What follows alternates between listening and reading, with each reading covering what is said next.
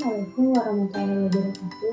Perkenalkan, nama saya Margarita Maya dari kelas pagi Program Studi Manajemen dengan NIM 2892 Saya adalah mahasiswi semester 3. Video ini saya buat untuk menuju UTS mata kuliah perpajakan dengan dosen pengampu Bapak Muhammad Taufan Nugroho S.SI.MM.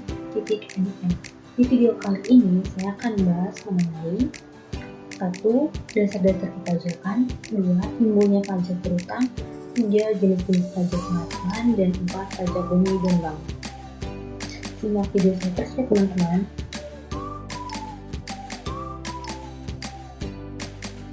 Nah, yang pertama kita akan bahas tentang dasar-dasar perpajakan.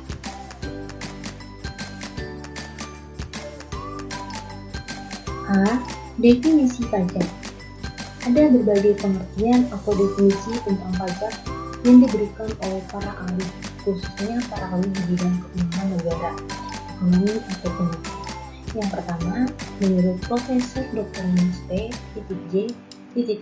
Andriani, pajak adalah iuran kepada negara atau yang dapat dipaksakan, yang terutang oleh yang wajib membayarnya menurut peraturan-peraturan dengan tidak mendapat prestasi kembali yang langsung dapat ditunjukkan dan yang gunanya untuk membiayai pengeluaran umum yang berhubungan dengan tugas negara untuk penyelenggaraan konstitusi.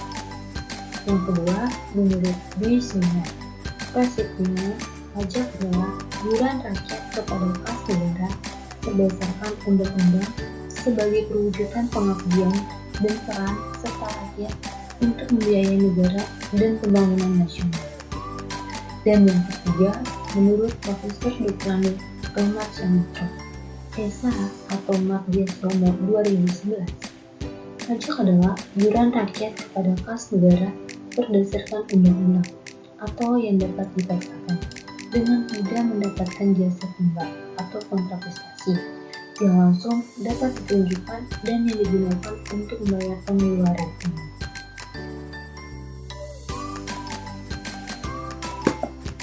B. Fungsi pajak. Yang pertama adalah fungsi Basgito, mengumpulkan pajak memberikan sumbangan sebesar pada kas negara, yaitu kurang lebih 60% sampai dengan 70% pungutan pajak memenuhi postur APBN. Yang kedua, fungsi reguler. Pemungutan pajak berfungsi sebagai alat untuk mengatur masyarakat atau untuk melaksanakan kebijaksanaan pemerintah di bidang sosial dan ekonomi. C. Jenis-jenis pajak. Jenis pajak ini terbagi menjadi 3. Yang pertama berdasarkan golongan terbagi menjadi 2, yaitu pajak langsung dan pajak tidak langsung. Pajak langsung adalah pajak yang harus ditanggung sendiri oleh wajib pajak dan tidak dapat dibebankan oleh orang lain. Yang kedua, pajak tidak langsung adalah pajak yang dapat dialihkan atau dibebankan kepada orang lain atau pihak lain. Yang kedua, berdasarkan sifat terbagi menjadi 2, yaitu pajak subjektif dan pajak objektif. Pajak subjektif adalah pajak yang dalam penggunaannya memperhatikan keadaan wajib pajak. Yang kedua adalah pajak objektif, adalah pajak yang dalam penggunaannya memperhatikan objek yang berupa perbuatan, keadaan, atau peristiwa. Yang ketiga, berdasarkan lembaga pemungutannya dibagi menjadi 2, yaitu pajak negara dan pajak daerah. Pajak negara adalah pajak yang dipungut oleh pemerintah pusat, sedangkan pajak daerah adalah pajak yang dipungut oleh pemerintah daerah, baik itu pemerintah daerah tingkat 1 maupun pemerintah daerah tingkat 2. Yang D. Tata cara pemungutan pajak, yaitu A. Stelsel pajak. Dalam hal pemungutan pajak dapat dilakukan dalam 3 stelsel. Yang pertama, stelsel nyata atau real. Stelsel ini menyatakan bahwa pengenaan beban pajak terjadi, atau untuk PPh, objeknya adalah penghasilan. Yang kedua, stelsel fiktif. Stelsel ini menyatakan bahwa pengenaan beban pajak didasarkan pada anggapan yang diatur dalam undang-undang. Dan yang ketiga, stelsel campuran. Dalam stelsel ini, pengenaan beban pajak didasarkan pada kombinasi antara stelsel nyata dan stelsel. Yang B, asas pemungutan pajak dibagi menjadi 3, yaitu asas tempat tinggal, asas sumber, dan asas kebangsaan. Yang pertama, asas tempat tinggal menyatakan bahwa suatu negara memiliki hak untuk mengenakan pajak kepada semua penghasilan para WP yang tinggal di wilayah tersebut. Yang kedua, asas sumber menyatakan bahwa suatu negara memiliki hak untuk mengenakan pajak tanpa melihat domisili. Dan yang ketiga, asas kebangsaan menyatakan bahwa pengenaan pajak dihubungkan dengan kebangsaan suatu negara. C. Sistem pemungutan pajak. Ada beberapa sistem dalam pemungutan pajak, yaitu Official Assessment System, Dual Sale Assessment System, dan Withholding System. Yang pertama, Official Assessment System adalah sistem pemungutan pajak yang memberikan wewenang pada petugas perpajakan untuk menentukan sendiri jumlah pajak yang terhutang setiap tahun dengan sesuai dengan undang-undang perpajakan negara. Yang kedua, Self Assessment System adalah sistem yang memberikan wewenang pada wajib pajak untuk menentukan sendiri jumlah pajak yang terhutang setiap tahun sesuai dengan undang-undang perpajakan negara. Dan yang ketiga, Withholding System adalah sistem yang memberikan wewenang pada pihak ketiga yang telah ditunjuk untuk menentukan sendiri jumlah pajak yang terhutang sesuai dengan undang-undang perpajakan negara. Yang kedua, kita akan membahas tentang timbulnya pajak terhutang.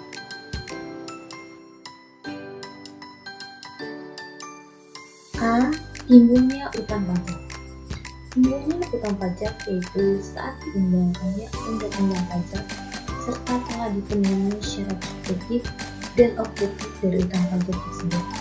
Artinya, apabila suatu undang-undang pajak diundangkan oleh pemerintah, maka pada saat itulah timbulnya utang pajak sepanjang apa yang diatur dalam undang-undang tersebut menimbulkan suatu kewajiban bagi seorang atau dipenuhinya secara subjektif dan objektif.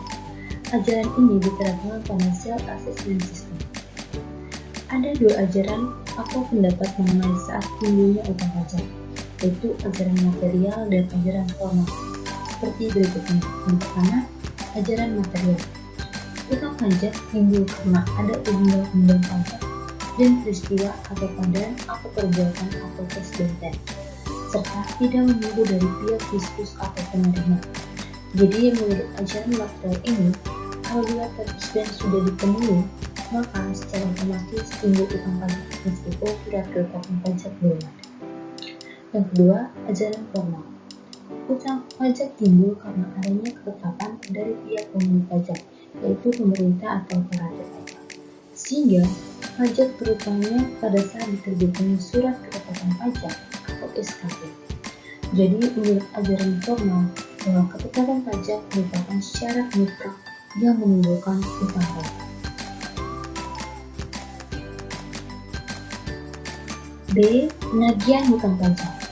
Penagihan hutang pajak ialah perbuatan yang dilakukan oleh Direktur Jenderal Pajak karena wajib pajak tidak mematuhi ketentuan undang-undang pajak, khususnya mengenai pembayaran pajak yang telah. Penagihan tersebut meliputi perbuatan pembelian surat peringatan, surat teguran, surat paksaan, sita, lelang, sandera, kompensasi, pemindahan bukuan, pembayaran dimuka, pembayaran tangguh, surat keterangan fiskal, pencegahan kadaluarsa, dan surat keterangan hipotek. Tindakan penagihan pajak dapat dilakukan dengan dua langkah sebagai berikut. Yang pertama, satu penagihan secara pasif adalah penagihan pajak dengan cara-cara A. Memberikan peringatan berupa penyerahan surat tagihan pajak atau STP, surat ketetapan pajak kurang bayar atau SKPKB, dan surat ketetapan pajak kurang bayar tambahan atau SKPKBT. B. Apabila belum berhasil dilanjutkan dengan surat teguran. Dan C. Adanya cicilan pembayaran utang pajak. Apabila tidak ada, maka tindakan penagihan aktif kembali. Yang kedua, penagihan secara aktif adalah penagihan dengan cara menggunakan surat paksaan dan dilanjutkan dengan tindakan Tindakan fisika. Surat paksa ialah surat perintah yang dikeluarkan oleh instansi yang berwenang atas nama keadilan untuk membayar sejumlah uang yang disebutkan dalam surat paksa tersebut dalam jangka waktu tertentu. C. Cara pengenaan utang pajak. Setelah diketahui saat timbulnya utang pajak, sebagaimana dijelaskan di atas, maka selanjutnya bagaimana cara pengenaan terhadap utang pajak tersebut dapat dilaksanakan. Menurut Wirawan B. Lais dan DKJ Bukang dalam buku Hitung Pajak 2004-2022, ada 3 cara pengenaan pajak dapat dilakukan, yaitu pengenaan di depan atau stelsel fiksi, 2 pengenaan di belakang atau stelsel fiksi, dan yang ketiga pengenaan campuran. Yang pertama, pengenaan di depan atau stelsel fiksi. Pengenaan di depan merupakan suatu cara pengenaan pajak yang didasarkan atas suatu anggapan atau fiksi, dan anggapan tersebut tergantung pada ketentuan bunyi undang-undang. Misalnya, penghasil seseorang wajib pajak pada tahun berjalan dianggap sama dengan penghasilan pada tahun sebelumnya, tanpa memperhatikan kondisi yang sesungguhnya. Atas dasarnya penghasilan pada tahun berjalan yang seharusnya menjadi dasar penetapan besarnya utang pajak pada tahun berjalan. Yang kedua, pengenaan di belakang atau stelsel fiksi. Pengenaan di belakang merupakan suatu cara pengenaan pajak yang didasarkan pada keadaan yang sesungguhnya atau real atau nyata yang diperoleh dalam suatu tahun pajak. Karena besarnya penghasilan yang diperoleh seorang wajib pajak baru diketahui pada akhir tahun, maka pengenaan baru dilakukan setelah berakhirnya suatu tahun. Dan yang ketiga, pengenaan cara campuran. Pengenaan cara campuran merupakan suatu cara yang pengenaan pajak yang mendasarkan pada kedua cara pengenaan pajak di atas atau fiksi dan real.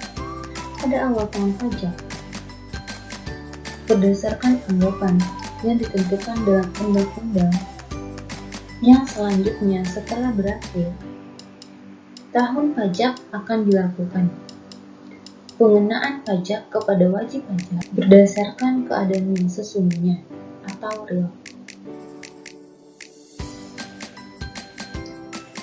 D. Berakhirnya utang pajak. Setiap peristiwa perikatan termasuk utang pajak pada saat jatuh temponya akan berakhir. Umumnya berakhirnya utang pajak karena dibayar atau dilunasi. Ada 6 cara yang mengakibatkan berakhirnya utang pajak, yaitu yang pertama, pelunasan atau pembayaran. Umumnya, utang pajak berakhir dengan pembayaran kas negara atau tempat lain yang ditunjukkan oleh negara, yaitu oleh Menteri Keuangan, seperti bank-bank pemerintah, serta kantor pos dan biro. Pembayaran dilakukan dalam bentuk uang. 2. Kompensasi atau pengimbangan. Kompensasi merupakan cara berakhirnya utang pajak dengan penghapusan utang pajak tersebut. Kompensasi dapat dilakukan atas pembayaran dan atas kerugian. Kompensasi kerugian dimungkinkan jika pada awal pendiriannya wajib pajak menderita kerugian. Kompensasi untuk kerugian tersebut bisa dibedakan menjadi 2, yaitu kompensasi kerugian secara vertikal atau rugi fiskal suatu tahun pajak dikompensasikan ke penghasilan atau laba fiskal tahun berikutnya dari sumber penghasilan yang sama. Dan kompensasi kerugian secara horizontal atau rugi fiskal pada tahun pajak dikompensasikan dengan ke penghasilan atau laba fiskal dari tahun pajak yang sama dengan sumber penghasilan yang berbeda. Yang ketiga, penghapusan utang. Dimungkinkan berakhirnya pajak melalui penghapusan terhadap kewajiban pajak karena wajib pajak mengalami kebangkrutan sehingga mengalami kesulitan keuangan untuk menentukan apakah seorang wajib pajak valid atau tidak. Diperlukan penyelidikan yang saksama oleh Fiskus dengan tujuan nantinya tindakan Fiskus dapat dipertanggungjawabkan. Yang keempat, kadaluarsa atau lewat waktu. Kadaluarsa yaitu jika dalam jangka waktu tertentu suatu utang pajak tidak ditagih oleh pemungutnya, maka utang pajak tersebut dianggap lunas dan tidak dapat ditagih lagi. Dengan demikian, tukang pajak akan berakhir jika melewati kedaluarsa. Yang kelima, pembebasan.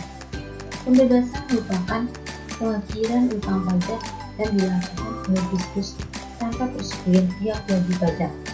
Hal ini dilakukan jika ada permohonan atau keadaan ekonomi wajib pajak yang mengalami kemunduran keuangan, atau wajib pajak mempunyai harta lagi berdasarkan surat keterangan dari pemerintah daerah. Dan yang keenam, penundaan penagihan. Dengan cara ini, penagihan pajak berutang dapat ditunda dalam jangka waktu tertentu. Karena ternyata mau kembali untuk melunasi utang pajaknya, maka barulah ditagih. Jika tidak dapat ditagih, makanya dihapuskan pajak. Dan yang ketiga, kita akan membahas mengenai jenis-jenis pajak penghasilan. Dasar hukum PPh saat ini adalah Undang-Undang Nomor 7 Tahun 1983 tentang pajak penghasilan atau yang bisa disingkat menjadi UU 7/1983. Sering berjalannya waktu, peraturan terus berkembang. UU 7/1983 mengalami perubahan sebanyak 4 kali dan disempurnakan dengan 2 undang-undang lainnya, yaitu Undang-Undang Cipta Kerja atau UU Ciptaker dan Undang-Undang Harmonisasi Peraturan Perpajakan atau UU HPPT. Perubahan pertama diatur dalam Undang-Undang Nomor 7 Tahun 1991. Lalu perubahan kedua diatur dalam Undang-Undang Nomor 10 Tahun 1994. Selanjutnya perubahan ketiga dalam Undang-Undang Nomor 17 Tahun 2000. Dan perubahan keempat diatur dalam Undang-Undang Nomor 36 Tahun 2004. Berikut ini jenis-jenis pajak penghasilan. Yang pertama, pajak penghasilan pasal 21.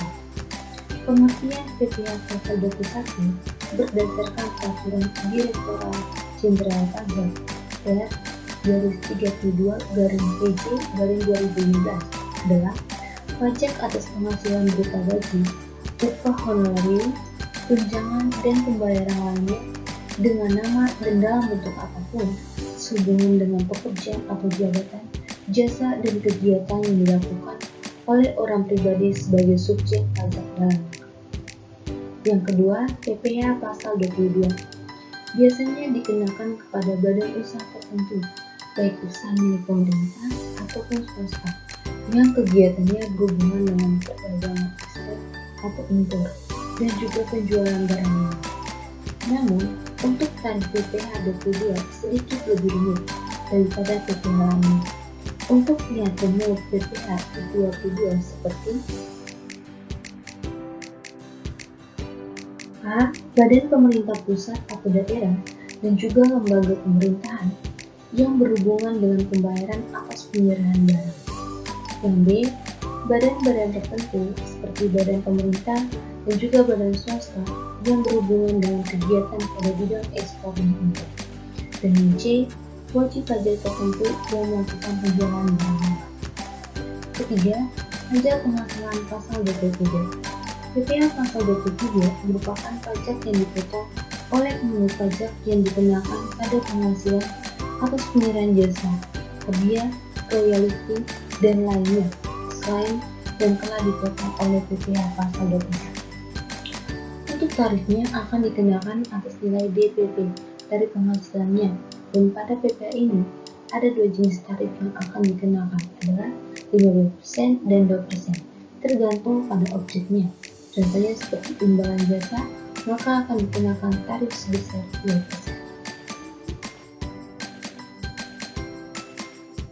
Yang keempat, pajak penghasilan pasal 4 ayat 6.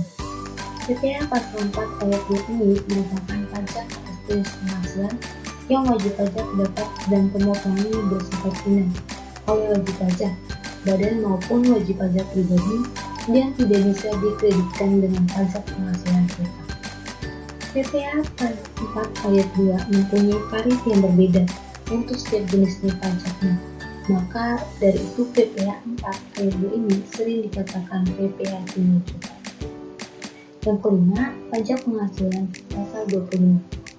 Pajak penghasilan ini merupakan pajak penghasilan yang dibayar secara langsung dengan tujuan agar meringankan beban wajib pajak, dan pajak terutangnya dilunasi dalam jangka waktu 1 tahun, dan pembayarannya tidak dapat diwakilkan, melainkan harus dilakukan sendiri. Yang keenam, pajak penghasilan pasal 26. PPh pasal 26 merupakan pajak penghasilan yang dipotong dari badan usaha di Indonesia atas transaksi pembayaran seperti gaji, bunga, sejenisnya kepada wajib pajak luar negeri selain bentuk usaha tetap atau BUT di Indonesia. 7. Pajak penghasilan pasal 29. PPh pasal 29 merupakan PPh kurang bayar dalam SPT tahun PPh yang dihasilkan dari nilai pajak terutang dikurangi dengan kredit PPh, yaitu PPh 21, 22, 23, dan 24, dan PPh pasal 25 dari suatu perusahaan dalam 1 tahun pajak.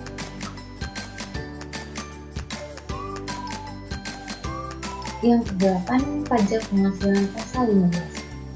PPh pasal 15 adalah pajak yang dipungut dari wajib pajak yang punya atau pada bidang industri pelayaran dan juga penerbangan internasional. Adapun bisnis lain yang bisa terkena PPh 15 yaitu seperti perusahaan pengeboran minyak. Sesuai dengan keputusan DJP nomor KEP garis 529 garing PJ garing 2019, Pajakku menyediakan akses untuk e-filing yang memudahkan wajib pajak dalam melakukan kewajiban pelaporan pajak, termasuk jenis pajak penghasilan, sehingga pelaporan menjadi cepat, mudah, dan nyaman. Segera hubungi Pajakku untuk segera keperluan kepajakan Anda. Yang ke-9, PPh pasal 19. Pajak penghasilan atau PPh pasal 19 merupakan pajak yang dipungut atas penilaian aset, tetap yang ketika dinilai kembali terdapat selisih untung dan atau harga beli untuk saat ini jauh lebih murah dibanding nilai pasarnya. Sebagaimana yang dimaksud dengan penilaian itu, mana yang dapat diartikan sebagai revaluasi.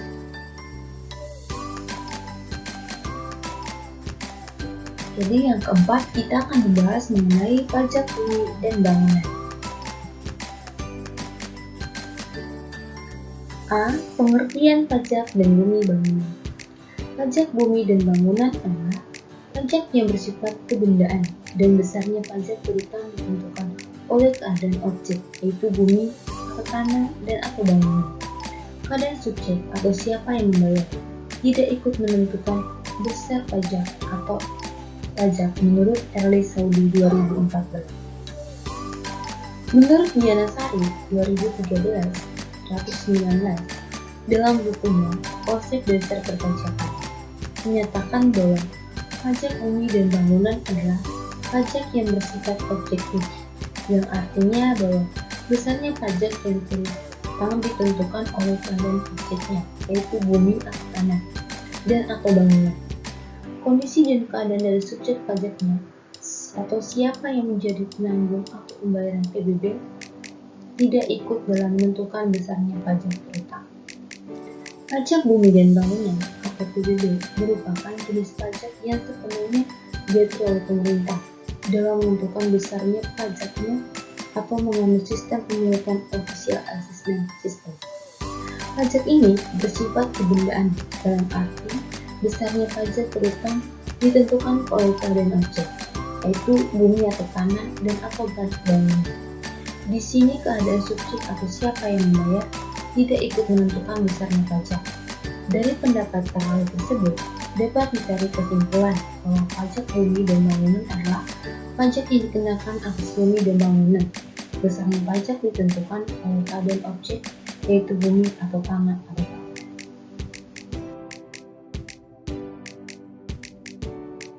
B. Dasar hukum dan prosedur pemungutan pajak bumi dan bangunan. Yang pertama, dasar hukum. Dasar hukum pajak bumi dan bangunan adalah sebagai berikut. A. Undang-Undang Nomor 12 dari tahun 1985 sebagaimana telah diubah dengan Undang-Undang Nomor 12 dari tahun 1994 tentang pajak bumi dan bangunan. Yang ke B, Peraturan Pemerintah Nomor 25 dari tahun 2022 tentang penetapan besarnya nilai jual kena pajak untuk perhitungan pajak bumi dan bangunan. C. Peraturan Pemerintah Nomor 16 dari tahun 2000 tentang pembagian hasil penerimaan PBB antara pemerintah pusat dan daerah. D. Keputusan Menteri Keuangan Nomor 532 garing PMK 04/1988 yang telah diganti Peraturan Menteri Keuangan Republik Indonesia Nomor 150 garing PMK 03/2010 tentang klasifikasi dan besarnya NBOP sebagai dasar pengenaan pajak bumi dan bangunan. E. Keputusan Menteri Keuangan Nomor 201 garing KMK 04/2000 yang telah diganti Peraturan Menteri Keuangan Republik Indonesia Nomor 67 garing PMK 03/2011 tentang penetapan besarnya nilai jual objek pajak tidak kena pajak. Yang F.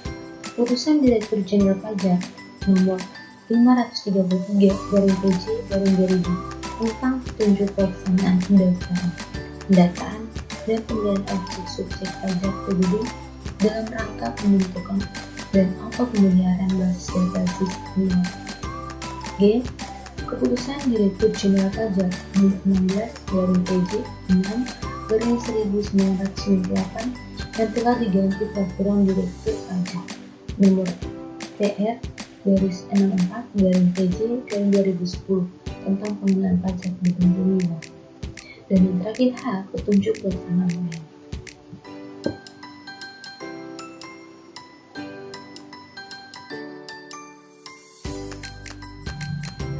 2. Prosedur pemungutan pajak bumi dan bangunan.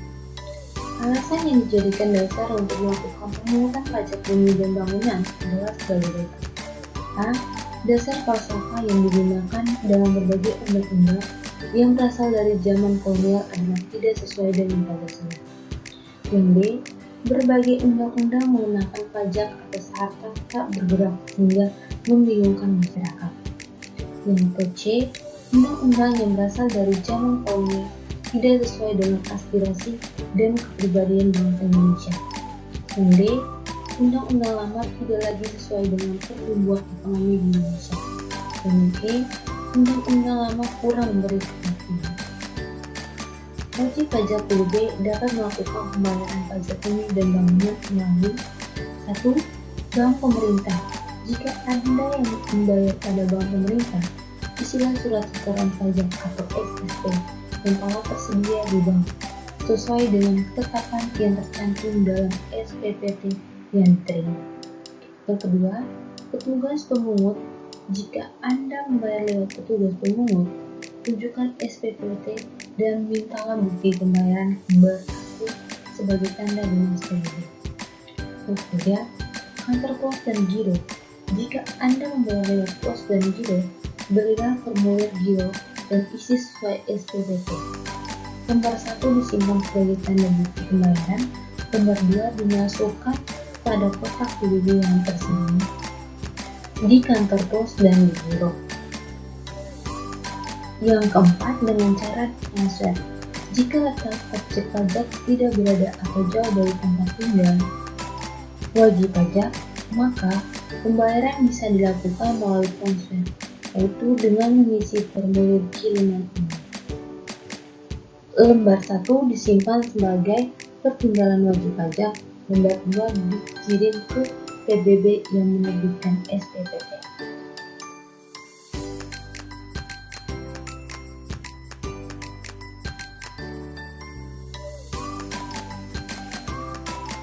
Sekian video dari saya, semoga video ini bermanfaat. Terima kasih.